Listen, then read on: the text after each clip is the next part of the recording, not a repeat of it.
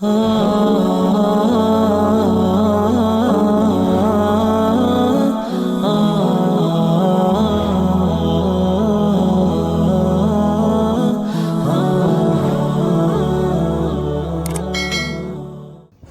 للہ وکفا وسلام علی عبادہ الذین اصطفى اما بعد فاعوذ باللہ من الشیطان الرجیم بسم اللہ الرحمن الرحیم یا ایہا الذین آمنوا لا ترفعوا اصواتکم فوق صوت النبی ولا تجہروا له بالقول كجہر بعضکم لبعض ان تحبط اعمالکم وانتم لا تشعرون۔ صدق اللہ العظیم۔ بزرگان محترم، برادران عزیز، حضرات علماء اکرام، ادب کے موضوع پہ چند باتیں آپ حضرات کی گوش گزار کرنی ہیں۔ یہ اتنا بڑا مضمون ہے کہ کم سے کم 4 سے 5 نشستوں میں اس مضمون کا کچھ ہلکا سا حق ادا ہو سکے گا اگر بیان کر دیا گیا۔ اللہ کی توفیق سے اگر کچھ باتیں ادب سے متعلق بیان ہو گئیں تو ان 4-5 نشستوں میں مکمل بیان نہیں ہوگا، بس ایک حق، چھوٹا سا حق ادا کر سکوں گا۔ اللہ تعالی مجھے اور ہم سب کو، جتنے سننے والے ہیں، ان کو ان باتوں پر عمل کرنے والا بنائے، ادب والی زندگی نصیب فرمائے۔ یہ واحد مضمون ہے ایمان کے بعد، جب سے ہوش سنبھالتا ہے انسان آخری سانس لینے تک، اگر ان طور طریقوں کے مطابق، یعنی جو زندگی گزارنے کے اصول و ضوابط اور آداب بتائے گئے ہیں، اگر ان کے مطابق زندگی گزاری تو با ادب کہلائیں گے۔ انسانی زندگی کے صبح اور شام میں جو کام کیے جاتے ہیں، وہ تمام اعمال، وہ تمام کام، لین دین، میل جول، رہن سہن، اٹھنے بیٹھنے کے طریقے، کھانے پینے کے سلیقے، پہننے اوڑھنے کا ڈھنگ وغیرہ، ان سب کے عمدہ اصول اور ضوابط کو آداب کہا جاتا ہے۔ ان آداب کی پابندی سے انسان تہذیب یافتہ اور شائستہ لوگوں میں شمار کیا جاتا ہے۔ ادب پہلا قرینہ ہے محبت کے قرینوں میں، اور اگر اس کی مختصر سی میں تعریف کروں ادب کی، تو انسان کی زندگی کے جتنے خیر کے خصائل ہیں، یعنی جتنی خصلتیں خیر کی ہیں انسان کی زندگی میں، ان کا ایک جگہ جمع ہونا، یہ ادب ہے۔ قرآن حکیم ہمیں ادب سکھلاتا ہے۔ ابراہیم علیہ السلام کا ذکر اللہ تبارک و تعالیٰ فرماتے ہیں، وَإِذْ يَرْفَعُ إِبْرَاهِيمُ الْقَوَاعِدَ مِنَ الْبَيْتِ وَإِسْمَاعِيلُ۔ ابراہیم علیہ السلام کا ذکر اللہ نے فرمایا کہ یاد کرو وہ وقت جب ابراہیم بیت اللہ کی تعمیر کر رہے تھے۔ کام کرنے والا چھوٹا ہوتا ہے۔ ہم گھر میں بھی دیکھتے ہیں کہ جو سب سے چھوٹا ہوتا ہے وہ اس کو سارے آواز دے رہے ہوتے ہیں کہ ادھر آنا، فلاں ادھر آؤ، یہ کام کرو، یہ کام کرو۔ تو اور بعض کتب میں ہے کہ شیخ سعدی رحمۃ اللہ علیہ ایک مزاح کی بات فرماتے ہیں، کہتے ہیں کہ اللہ تعالیٰ کتا بنا دے، چھوٹا نہ بنائے۔ تو چھوٹے کو آوازیں دی جاتی ہیں، چھوٹے سے کام کروایا جاتا ہے، بڑے حکم دیتے ہیں۔ لیکن اللہ ادب سکھا رہے ہیں کہ یاد کرو وہ وقت جب ابراہیم ہمارے گھر کی یعنی بیت اللہ کی تعمیر کر رہے تھے اور اسماعیل بھی ساتھ تھے۔ یعنی تعمیر اگرچہ محنت زیادہ اسماعیل علیہ السلام کر رہے ہوں گے، لیکن سارا کا سارا کام جو ہے وہ منسوب کر دیا ابراہیم علیہ السلام کی طرف۔ بہت سارے حضرات ایسے گزرے ہیں جن کو کوئی نہیں جانتا، لیکن ان کی تفاسیر مشہور ہیں۔ تفسیر عالمگیر، اسی طرح فتاوی امدادیہ، بڑی بڑی کتب موجود ہیں۔ ان کے لکھنے والوں کے نام عام طور پہ لوگ نہیں جانتے، لیکن ان تفاسیر کو جانتے ہیں کہ فتاوی عالمگیری کیا ہے اور فتاوی امدادیہ کیا ہے، کون سے یہ کنہوں نے یہ یعنی کن کے نام پر ہے۔ لکھنے والے کو کوئی نہیں جانتے۔ وجہ یہ ہے کہ لکھنے والوں نے اس کو منسوب کر دیا اپنے اساتذہ سے، اپنے شیخ سے، اپنے مربی سے، اپنے مرشد سے. انہوں نے اس کو اس سے منسوب کر دیا کہ یہ اصل میں ان کا کارنامہ ہے، حالانکہ محنت خود کی ہے ساری. عام طور پہ نمازوں کے بعد رسول اللہ صلی اللہ علیہ وسلم اور حضرت ابوبکر صدیق رضی اللہ تعالیٰ عنہ اور حضرت عمر فاروق رضی اللہ تعالیٰ عنہ یہ بیٹھ کے مشاورت کیا کرتے تھے. تو کسی نے عمر رضی اللہ تعالیٰ عنہ سے کہا کہ آپ تو بڑے بڑے ہیں آپ، کہ جب رسول اللہ صلی اللہ علیہ وسلم اور حضرت ابوبکر صدیق رضی اللہ تعالیٰ عنہ آپس میں مشاورت کرتے ہیں، آپ تینوں آپس میں مشاورت کرتے ہیں. تو کسی نے اس طرح کہا، تو اگر کوئی ہم جیسا کم عقل ہوتا، مجھ جیسا، تو وہ یقیناً اپنے آپ کو بڑا ظاہر کرنے کے لیے یہ کہتا کہ ہاں ہاں ہم مشورہ کرتے ہیں. جیسے مجھ سے کوئی کچھ پوچھ لے تو میں ویسے ہی ہوا میں اڑنے لگتا ہوں کہ وہ تو مجھ سے پوچھے بغیر کوئی کام نہیں کرتے. حالانکہ یہ اللہ کا فضل ہے کہ اللہ نے کسی درجے میں اس قابل رکھا کہ لوگ مشورہ کر لیتے ہیں، لیکن میں اس کو یہ سمجھوں کہ اس میں میرا کوئی کمال ہے، اس سے بڑی کم عقلی کی دلیل کوئی اور نہیں ہے. تو عمر رضی اللہ تعالیٰ عنہ یہ کہتے، یہ فرماتے کہ ہاں ہاں وہ مشورہ ہم کرتے ہیں، بڑے بڑے مشورے ہوتے ہیں وہاں پر. عمر رضی اللہ تعالیٰ عنہ نے ایسا نہیں فرمایا. عمر رضی اللہ تعالیٰ عنہ نے فرمایا کہ نہیں نہیں نہیں، مشورہ جو ہے وہ رسول اللہ صلی اللہ علیہ وسلم اور حضرت ابوبکر صدیق رضی اللہ تعالیٰ عنہ فرماتے ہیں آپس میں تو ساتھ ہوتا ہوں. یعنی اپنے آپ کو بس ساتھی، کہ میں تو ساتھ ہوتا ہوں، مطلب مجھ سے مشورہ نہیں کرتے، وہ مشورہ تو وہ خود ہی کرتے ہیں. حالانکہ یہ بھی شامل ہوتے تھے. تو یہ عاجزی ہے. تو ابراہیم علیہ السلام کا ذکر میں ابھی کر رہا تھا. وَإِذْ يَرْفَعُ إِبْرَاهِيمُ الْقَوَاعِدَ وَإِذْ يَرْفَعُ إِبْرَاهِيمُ الْقَوَاعِدَ مِنَ الْبَيْتِ وَإِسْمَاعِيلُ. تو ابراہیم علیہ السلام کی جو قوم تھی وہ بت پرست تھی، تو توحید کا درس دیا کرتے. تو اللہ تبارک و تعالیٰ کا تعارف ان الفاظ میں حضرت ابراہیم علیہ السلام نے پیش کیا کہ الذی، وہ وہی ہے، وہ وہی رب ہے میرا، خلقنی فہو یہدین، جس نے مجھے پیدا کیا اور وہی میری رہنمائی کرنے والا ہے. والذی ہوا یطعمنی ویسقین، اور وہی اللہ، وہی رب ہے، وہی ہے جو مجھے کھلاتا ہے اور پلاتا ہے. وَإِذَا مَرِضْتُ فَهُوَ يَشْفِينِ، اور جب میں بیمار ہوتا ہوں تو وہی مجھے شفا عطا فرماتا ہے، وہی مجھے شفا دیتا ہے. سوچئے ذرا، اس کلام میں یہ ایک آیات ہیں، عام طور پہ پڑھی جاتی ہیں، لیکن چونکہ ہمارا نہ مزاج ہے، نہ ذوق ہے، نہ عربی سے ہماری شد بدھ ہے، اس وجہ سے ہمیں قرآن حکیم کے بارے میں پتہ نہیں چلتا، بس ہم پڑھ لیتے ہیں کہ اس میں کیا پیغام ہے.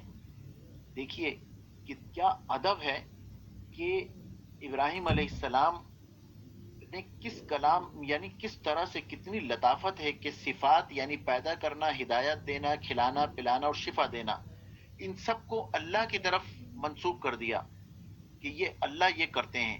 اور بیماری چونکہ کمزوری ہے، وَإِذَا مَرِضْتُ فَهُوَ يَشْفِينِ، اور جب میں بیمار ہوتا ہوں تو بیماری چونکہ کمزوری ہے، کمزوری کو اپنی طرف، یعنی اس ایپ کو اپنی طرف منسوب کر لیا کہ جب میں بیمار ہوتا ہوں، حالانکہ بیماری بھی اللہ ہی کی طرف سے ہے، جب میں بیمار ہوتا ہوں تو وہی اللہ مجھے شفا دیتے ہیں. اور حضرت ایوب علیہ السلام کا بھی ذکر قرآن حکیم میں بڑے عجیب انداز میں ہے. حضرت ایوب علیہ السلام کو ابتدا میں اللہ تبارک و تعالیٰ نے ہر لحاظ سے آسودگی عطا فرمائی ہوئی تھی، یعنی رزق کی فراوانی تھی. لکھا ہے کہ 3,000 اونٹ، 3,000 گھوڑے، 3,000 بکریاں اور پھلوں وغیرہ کے باغات تھے ان کے، اور اولاد بھی نیک تھی، نیک سیرت بھی تھی اور خوبصورت بھی تھی اولاد، اور بہترین خوبصورت بیوی تھی.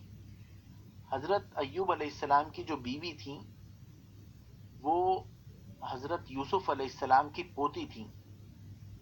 تو کیا حسن ہوگا.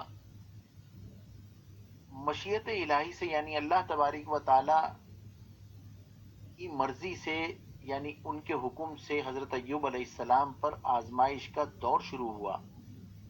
باغات جل گئے، ان کے جو یہ جتنے مویشی تھے جن کا بھی میں نے ذکر کیا وہ سب اس میں جل کر خاک ہو گئے، مر گئے۔ اولاد جو تھی وہ مکان کے ایک حادثے میں ہلاک ہو گئی۔ شدید قسم کے بدنی امراض نے حضرت ایوب علیہ السلام کو گھیر لیا۔ حضرت ایوب علیہ السلام صبر اور شکر کا مجسمہ بن گئے۔ انہوں نے اس طرح دعا کی، اللہ ذکر فرماتے ہیں ان کی دعا کو کہ وَأَيُّوبَ إِذْ نَادَى رَبَّهُ، اور یاد کرو ایوب علیہ السلام کو، ایوب کو جب انہوں نے پکارا، ندا دی اپنے رب کو یعنی مجھے، اور کس طرح، انی مسنی الضر وانت ارحم الراحمین، اے پروردگار، اے اللہ، میں تکلیف میں مبتلا ہوں اور تو ہی سب سے بڑا رحم کرنے والا ہے۔ اس دعا میں عجز و نیاز کا ایک عجیب انداز ہے۔ اگر اللہم عافنی وشفنی یہ بھی کہتے کہ اے اللہ مجھے شفا دے دیجئے اور عافیت بخش دیجئے تو بھی کافی تھا اور جائز تھا، لیکن اللہ تعالیٰ کی شان کے مطابق ادب کے متقاضی جو الفاظ تھے وہ آپ نے کہے۔ تو انبیاء علیہم السلام نے ادب ہمیں سکھایا۔ اللہ تبارک و تعالیٰ نے اس کا ذکر قرآن حکیم میں فرمایا، ادب النفس ایھا الاصحاب، اے دوستو اپنے نفس کو ادب سکھلاؤ۔ طرق العشق کلھا آداب، عشق کے جتنے راستے ہیں وہ سب آداب ہی ہیں۔ لیس الفخر بالمال والنسب، مال اور نسب سے فضیلت نہیں ہوتی۔ انما الفخر بالعلم والآداب، بلکہ فضیلت تو علم اور ادب سے ہوتی ہے۔ ادب سے زندگی کیوں کر جدا ہو، ادب چولی ہے دامن زندگی ہے ایسا ساتھ ان دونوں کا گویا، ادب دل ہے تو دھڑکن زندگی ہے۔ انسانی زندگی میں اگر ادب نہیں، ادب سے خالی ہے تو میرے دوستو بہت گھاٹے کی زندگی ہے، بہت تکلیف کی زندگی ہے۔ لیکن اگر ادب ہے، ہم نے دیکھا اور اپنے بڑوں سے سنا، کتابوں میں پڑھا، اساتذہ سے سنا کہ ادب کی وجہ سے بعض بڑے حضرات وہ علم میں بہت آگے نہیں تھے، لیکن چونکہ ادب کرتے تھے تو ادب نے انہیں کہیں سے کہیں نکال۔ میں نے اپنے ہم نے ایک درس کے دوران اپنے استاد محترم رحمۃ اللہ علیہ سے سنا کہ وہ فرماتے تھے کہ ان کے ہم جماعت درجہ غالباً رابعہ یا سادسہ کا وہ ذکر فرما رہے تھے کہ اس میں ایک طالب علم تھے ہمارے ساتھ، وہ روزانہ اپنے اساتذہ سے کچھ سوال کرتے تھے اور اساتذہ کو وہ جتنے بھی سوالات وہ کرتے تھے وہ ساتھی، تو عام طور پہ استاد حضرات کو ان کے جواب نہیں معلوم ہوتے تو وہ یہ کہتے کہ ہم کل بتائیں گے، یا اساتذہ حضرات احتیاط سے کام لیتے تھے کہ بھئی پہلے دیکھ لیں اچھے طریقے سے، جب خود شرح صدر ہو جائے اس کے بعد ہم یہ اس کا جواب دیں گے، تو وہ کہتے تھے کل بتائیں گے۔ تو جب وہ استاد چلے جاتے تھے تو وہ سب لڑکوں میں ہنسی مذاق کیا کرتے کہ دیکھو استاد کو یہ بات نہیں آتی اور یہ مجھے معلوم ہے، یہ معاملہ، یہ اس کا جواب مجھے معلوم ہے، استاد کو نہیں معلوم۔ وہ یہ کرتے رہے۔ تو ہمارے استاد نے بتایا کہ ایک دفعہ میں کسی بس میں سفر کر رہا تھا، میں نے جو وہ ٹکٹ لینے آتے ہیں میں نے ان سے کہا کہ یہ پیسے دیے کہ بھئی، تو انہوں نے کہا بھی رکھیں اپنے پاس۔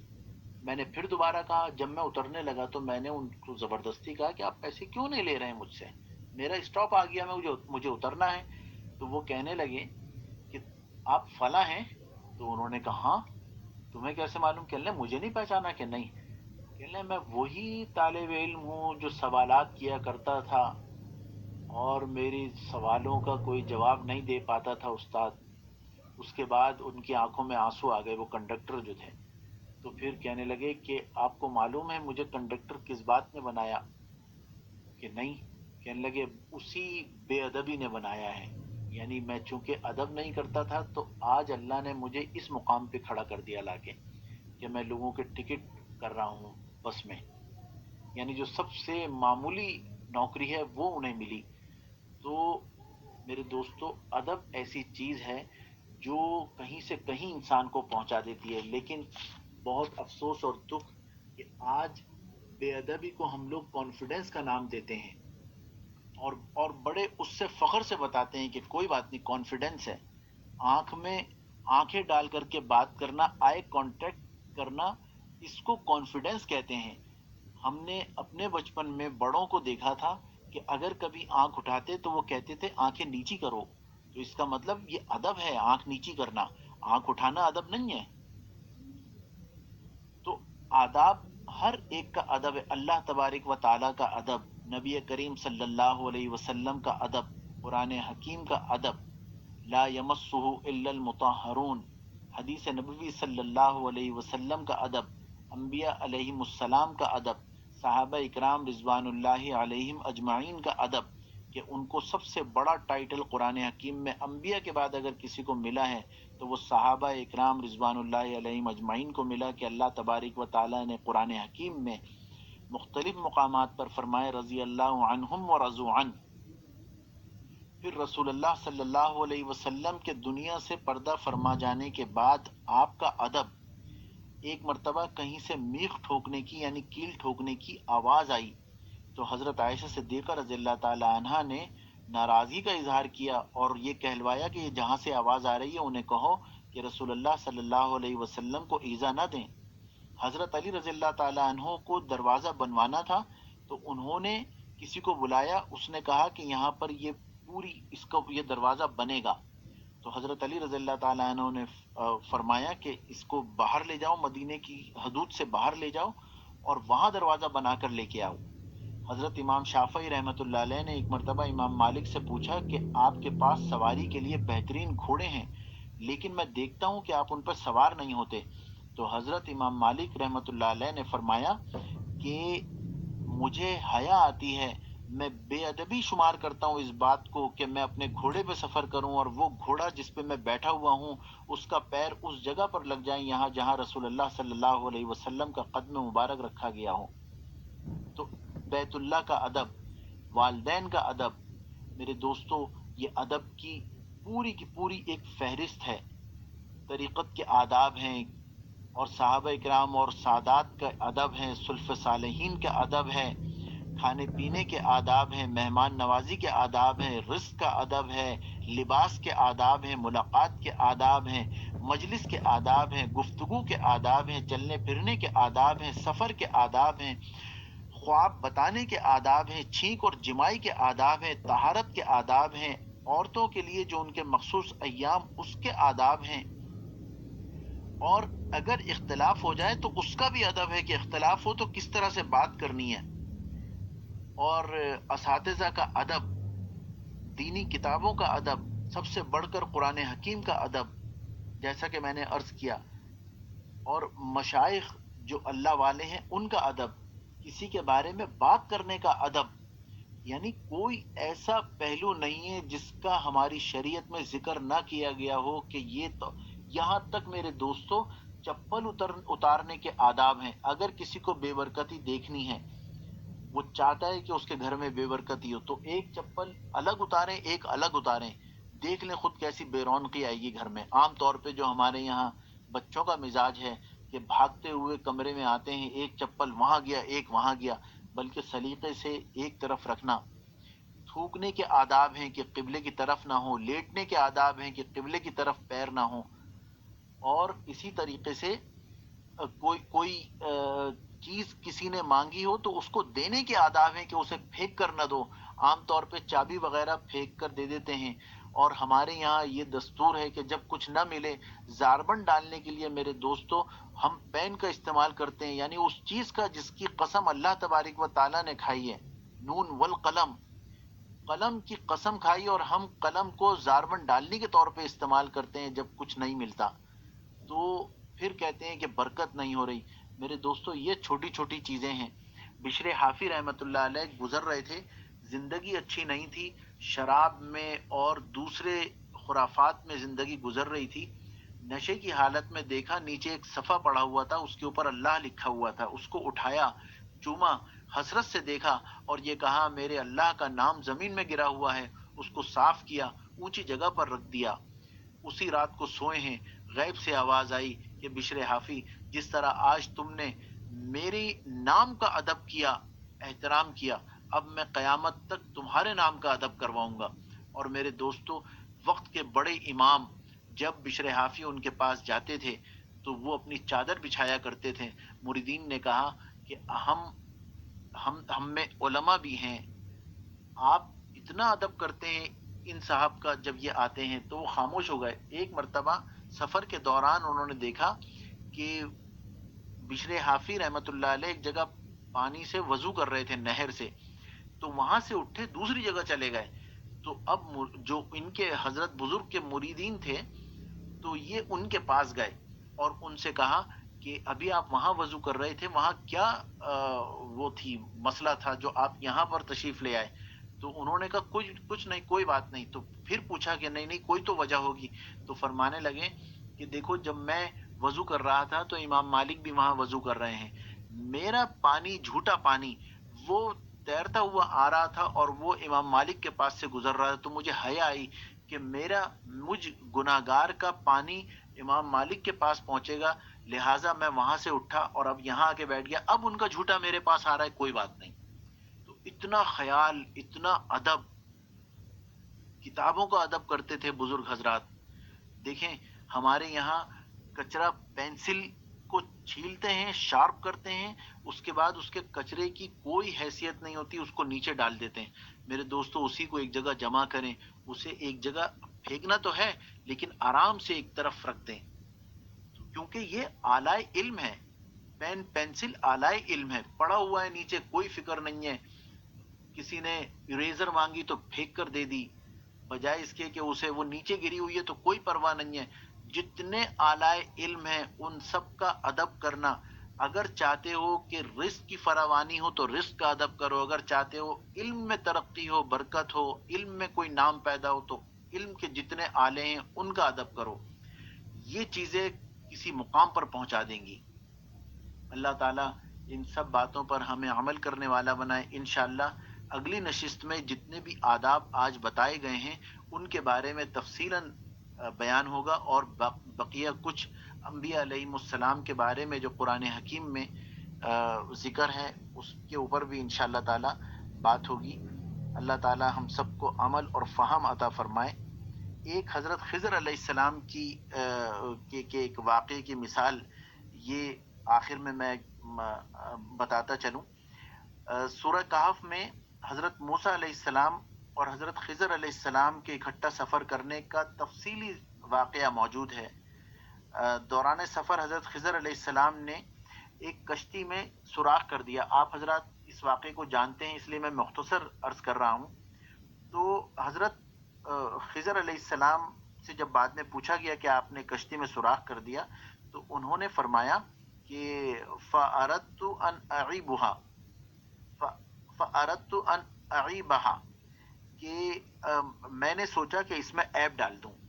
دیکھیں مشیت اللہ کی تھی، اللہ کی مرضی سے سارے کام ہو رہے تھے، لیکن یہاں عیب کا ذکر ہے تو حضرت خضر علیہ السلام نے فرمایا کہ میں نے سوچا کہ اس میں عیب ڈال دوں، میں نے چاہا کہ اس میں عیب ڈال دوں۔ آگے چل کر 2 یتیموں کے مکان کی خستہ دیوار کو نئے سرے سے تعمیر کر دیا۔ پھر آخر میں جب آپ راز حریق کا بتا رہے تھے حضرت موسیٰ علیہ السلام سے تو پوچھنے پہ فرمایا فَأَرَادَ رَبُّكَ أَن يَبْلُغَ أَشُدَّهُمَا وَيَسْتَخْرِجَ كَنزَهُمَا۔ آپ کے پروردگار نے ارادہ کیا کہ یہ دونوں جوان ہو کر اپنے خزانے کو نکالیں، یعنی 2 یتیم بچوں کا وہ خزانہ تھا۔ تو اللہ اب انہوں نے پہلا کام جو کشتی میں سوراخ کیا وہ بھی اللہ کی مشیت اور مرضی سے کیا، دوسرا کام جو کیا تھا دیوار کو صحیح کرنا وہ بھی اللہ کی مرضی سے کیا تھا، لیکن یہاں عیب کا ذکر ہے فَأَرَدْتُ أَنْ أَعِيبَهَا، تو میں نے چاہا کہ اس میں عیب ڈال دوں، تو اس عیب کو اپنے سے منسوب کیا۔ اور جب دیوار صحیح کرنے کا تھا، چونکہ صحیح کرنا جو ہے وہ خیر کا کام ہے، تو وہاں پر اللہ سے منسوب کر دیا کہ فَأَرَادَ رَبُّكَ، آپ کے پروردگار نے ارادہ کیا، یعنی اس خیر کی چیز کو اللہ سے منسوب کر دیا۔ تو میرے دوستو یہ چند مثالیں یہ ادب کی بہترین مثالیں ہیں۔ اللہ تعالی ہم سب میں دین کا فہم پیدا فرمائے۔ وآخر دعوانا ان الحمد للہ رب العالمین۔